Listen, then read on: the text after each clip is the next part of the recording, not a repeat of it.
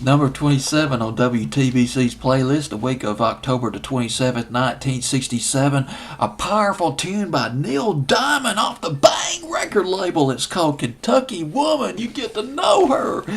Kentucky Woman was written in the back of a limousine. They were on tour, and I'm saying they because it was Dick Clark's Caravan. Dick Clark's Caravan of Stars that included Tommy Rowe on this particular tour. It was a 32-city tour. Included Tommy Rowe, Billy Joe Royal, P.J. Proby, and Neil Diamond. And night after night, they filled the auditoriums, high school auditoriums, or wherever they were playing at. Lots of lovely girls. Teenage girls just screaming their heads off, filling the rafters. And that sparked Neil Diamond's creativity. He wrote the song Kentucky Woman. Now, here's the thing.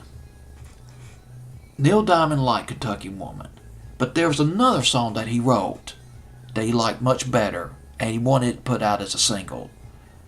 The song was called Shiloh. But Bert Burns, the head of Bang Records, said, no, whoa.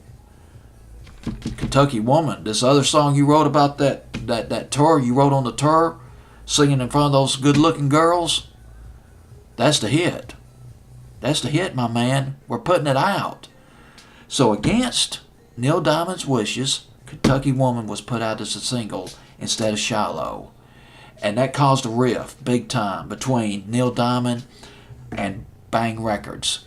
About a year later, he left Bang Records. Kentucky Woman.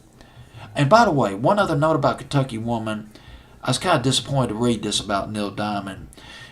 Neil Diamond did Deep Purple in the fall of '68. A year later, after Neil Diamond's version, they did a kick-ass rock and roll version of Kentucky Woman.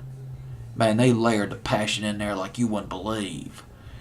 But according to some sources, Neil Diamond was slightly confused by Deep Purple's version. Of course, then again, Neil Diamond's not really a hard rocker per se. He came out with some great records, though.